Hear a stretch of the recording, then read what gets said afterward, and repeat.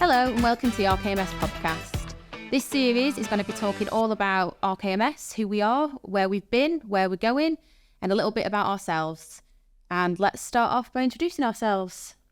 Hi, I'm John Keane. I'm the current chief executive or managing director. I'm in charge of a company effectively, and then it's a family business. I have my daughter, who's our operations manager, Rebecca, and my son, who's our marketing manager and also a carbon consultant, who've just given him a new title, which is Josh Keane. I'm Rebecca, so as he's just said, I am the operations manager here and I am the daughter. I'm Josh Keane, and likewise I'm the son, marketing manager and now carbon consultant. So probably the first question to ask then is, how did it all begin? How did it begin? Well, it was the third time in my life I've been made redundant, and I was looking around for a job and I just didn't know what I wanted to do. I applied for a number of jobs, got offered quite a few interviews, and I actually got offered some jobs, but they weren't for me. And at the time, I was speaking to somebody who'd just been made redundant, or she'd left the business previously, and she was working with a company implementing ISO 9001, a company called Rosewood Management Services, which actually now is VR in the RKMS. I kind of met up with one of the directors at the time and started delivering consultancy. I've been doing that. I was a health, safety, quality, environmental manager for a number of years for a large American-based company. So I had quite a bit of a background in that, and we used to bring trainers in, and what I found was quite often I'd find myself jumping in because I wasn't happy with the standard of the training. And then Joanne was the lady's name. She contacted me and said, "Why don't you work for yourself? You're great at doing this and doing that." And it kind of stemmed from there, really. Was this where the conservatory was born? That's your photo. Profile picture for many years up until recently. Yeah, shot of that. Yeah, I started working. It was kind of a part-time job. Had a few other things going on in the background as well at the same time. So I was doing a bit of property work, etc. And I kind of commissioned the conservatory for being the office, which, as you know, your mother wasn't best pleased about. So then I converted the garage into the office, and then we outgrew that. She wasn't best pleased about. She wasn't best pleased about that either now. So in the end, we moved away. We got our first office, which was to an old Art Deco building on the seafront at Blackpool, the Solaris Centre, opposite the world's biggest disco ball. We were in there for about 5 or 6 years, and we grew a little bit more, and then we grew some more, and then now we're in where we are now. Yeah, it was fun, that Solaris Centre in the middle of winter. 100-mile-an-hour winds running out your car. Yeah, Literally couldn't open the door. Getting your face sandblasted, and the wind turbines had to shut down because it was too windy. So in the beginning, when RKMS was born, what was the first sort of offerings that your services, products? When I was working with Rosewood Management Services and I purchased the company, the main products were ISO 9001, a little bit of health and safety, and investors in people. They were the key sort of standards, if you will. I decided from day one that I wanted to grow that a little bit, and we expanded into 14,001, 45,001 as it's known now, which was previously 18,001. And then also we identified that there was a good market for training. So we started off quite small, really, and then as today we've expanded that, where we now offer advanced apprenticeships in sort of level 4 quality practitioner qualification, which gets you the route to the CQI membership. We also offer a lot in lean management, lean manufacturing operative, improvement technician and improvement practitioner qualifications. We're a Highfield Award Centre for delivering qualifications in things like statutory requirements, sort of first aid, health and safety, fire safety is a big one. We've done some food safety as well. And the main qualification we have for the moment is level 3 effective auditing, inspection and skills qualification, which is kind of an in between. At the moment you've either got a non-accredited, which is just a certificate, awareness certificate, which a lot of companies are offering, and then or you've got the IRKA or IEMA qualifications, which are quite expensive and they're quite detailed and advanced. So we kind of we found a market there where there's a need in the middle, where it's to say a 1 day or a 2 day training course, but gives you a actual recognised qualification, but gives you the skills and techniques to be able to undertake internal audits. But you've done it before as well, haven't you, where you go in and you can create it so bespoke for a client, so you'll you'll actually create the program around their sort of procedures, and you will audit their procedures as well. We do. We've got one client in particular. They'd probably be happy if I name them because they've given us a case study and what have you. It's a large engineering manufacturing company called Sulzer. And what we've done is we've kind of adapted the program specifically for them. So we deliver it over a 2-day course. We've delivered it in various venues. The main office, which we've got off site, which I should say is in Leeds.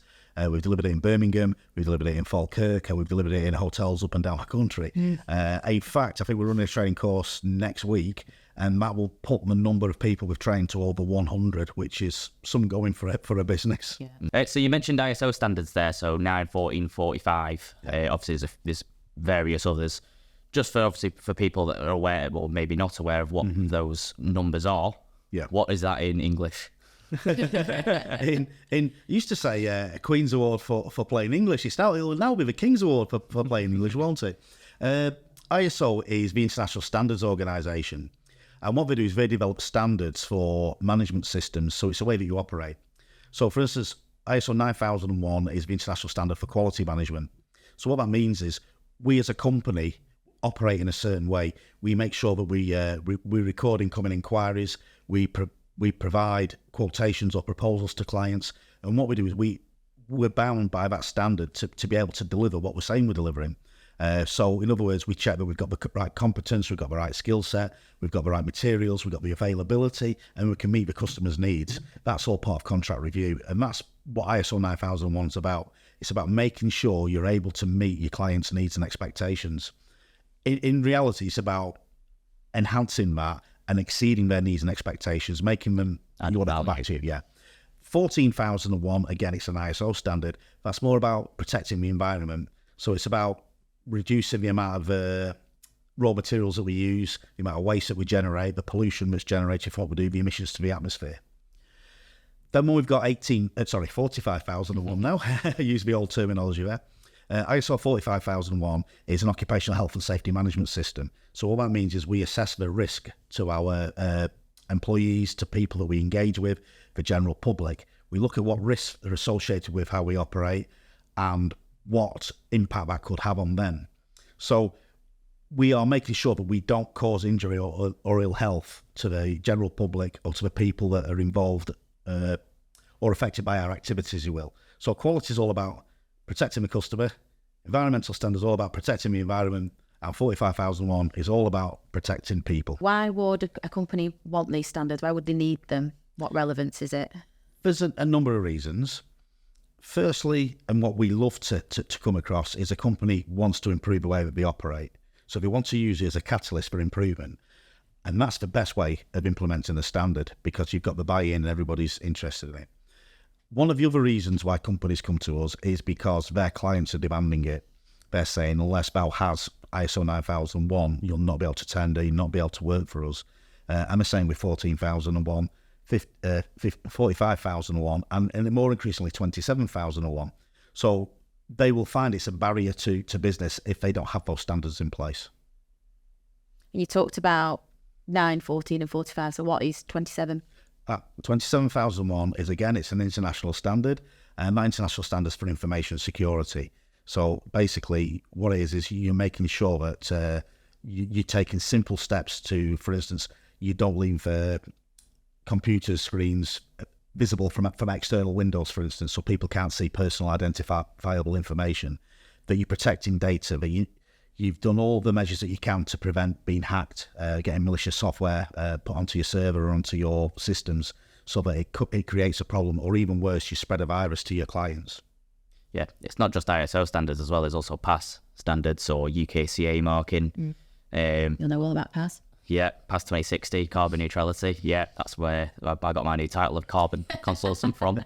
It's not just that I've just been winged into it. I do have knowledge of it. It's just not my primary role. You're the PAS guru. Yeah. But then certain things like, you'll probably come across ISO standards and PAS standards without you even knowing about it. UKCA marking affects most people in the day-to-day without them realising. So most iPhones, I don't think it's everyone, but most iPhones, most people have got them. If you flip it over and look at the back, it'll have a CE mark or a UKCA mark on the back of it. That's basically driven from legislation that certain products have to be put through tests against certain standards. Children's toys. Yeah, there's loads of different things. Structural steel, which is EN 1090. There's various things that ISO or PAS or CE marking affects in day-to-day life that you're just absolutely not aware of. That's what it's all about. It's effectively driven to make sure there's quality or protection in place. You say about things that you're not aware of. I would say before I started in the company, I wasn't aware of what you did. When I got asked what you did, I always used to say, I was in computers. And I used to go mad because it's nothing to do with computers. Technically, 27,001 is a little bit. Well, yeah. And also, that's a smart system, the online solutions. Well, yeah. We have moved into to build our own online software solutions. We partner with somebody who's quite good at that. And ISOsmart was born really from looking at other systems that were out there. As a third-party auditor, myself and a lot of the team used to go out and audit all sorts of different companies, day in, day out, week in, week out, and we would see various systems in place. And we would see, so let's face it, there was some good stuff there. We saw some great applications, and we saw some that weren't so great. Some that had been, obviously written by somebody who didn't really understand ISO standards or what was required. So what we did is we set about developing a product that would be enhance the experience of the customer, but also help to comply with the standards. And from the experts' input that we've had from myself and some of the team, I think we've been able to develop that, and I think we've got a pretty good leading edge bit of software actually that can compete with anybody else's software, and in most cases I would say it's better. And there's more to come. There's more to come. We're constantly developing that. We're constantly looking at adding value as opposed to cost or expense for clients. And you open that up to clients as well for any ideas, feedback or anything. Yeah. Even this morning, we're talking to a legal practice this morning who's quite a large PLC legal practice.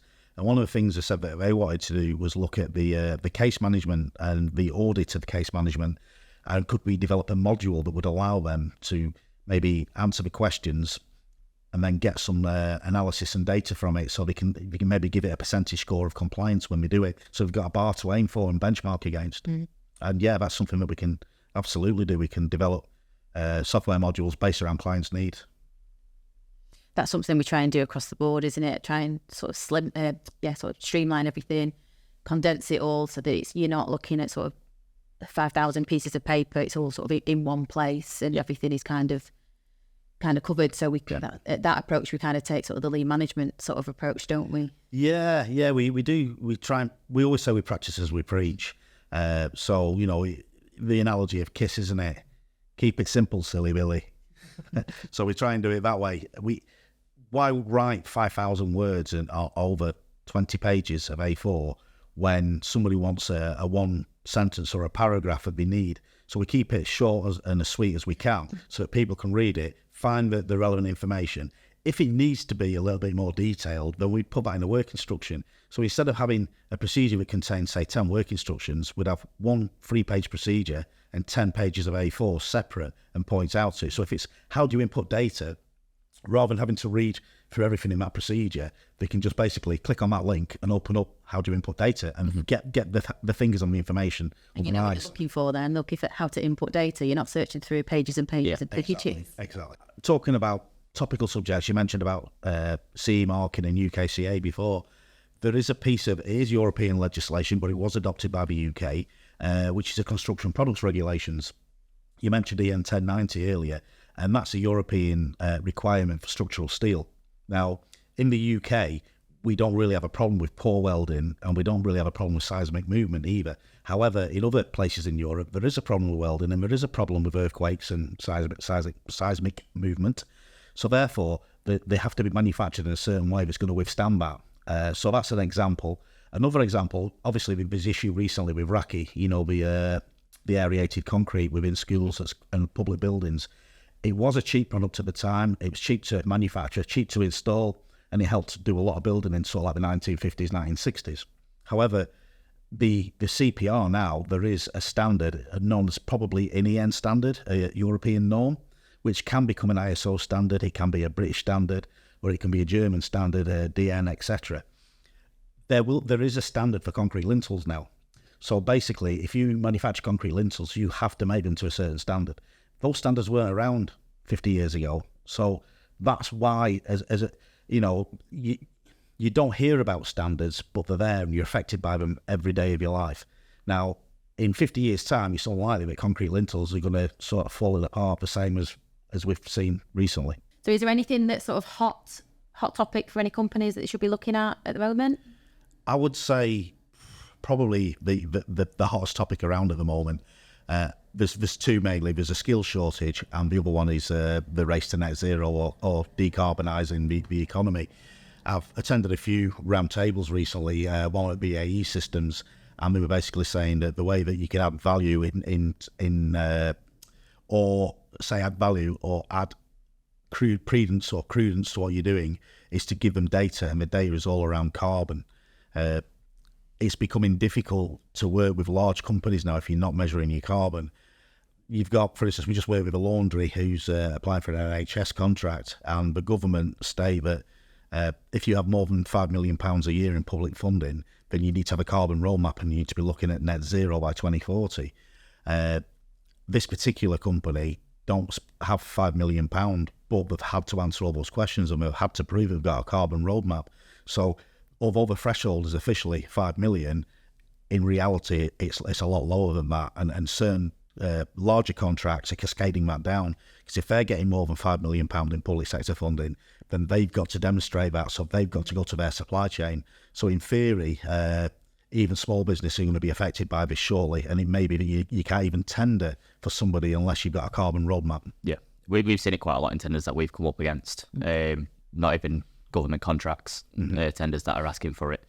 And what you touched on there is obviously the procurement, public procurement notice, 0621 PPN 0621. Do you think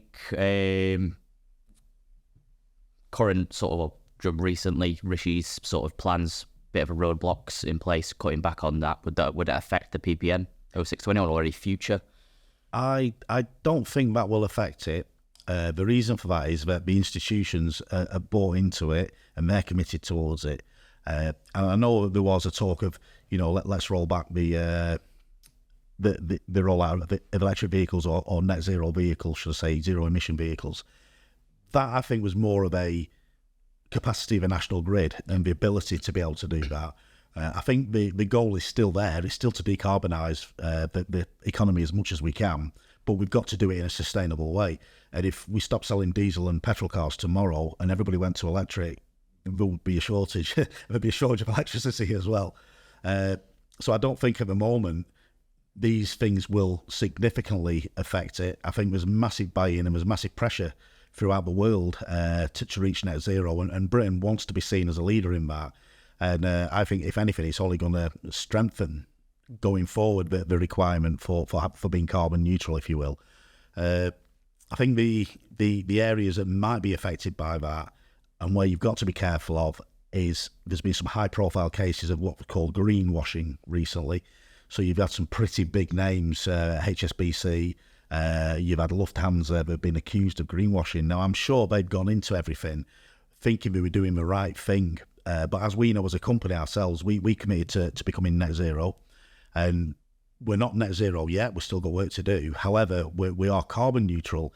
And, well, you know yourself, I mean, you was our carbon consultant on that, weren't you? And you saw the level of evidence that's required through third-party certification. Scrutiny involved, God, It's not just a case of doing it yourself and then sort of saying, look, we're carbon neutral. It's some third parties coming in with a macro. Absolutely. No, I mean, we were approached by some pretty big names that have become carbon neutral. And at first, we were a little bit reticent to take them on, weren't we?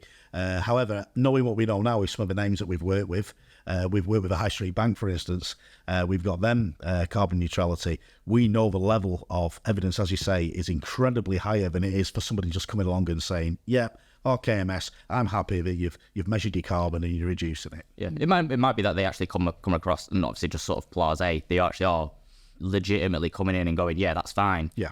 But they don't have the likes of a UCAS breathing down the neck and scrutinising what that is, the procedures and the processes that are in place, the panel reviews. It's completely different. It's Oh, we had 5 people in, did we not? When we had us, 5 people in there doing that. We did actually. I remember it's quite comical actually, because the assessor actually turned around and asked Josh where he got his knowledge from and said to him, "You know more about this standard than I do." It was actually his words, weren't they? Yeah. And the assessor, I've known the assessor for years, and he's quite competent in what he's doing as well.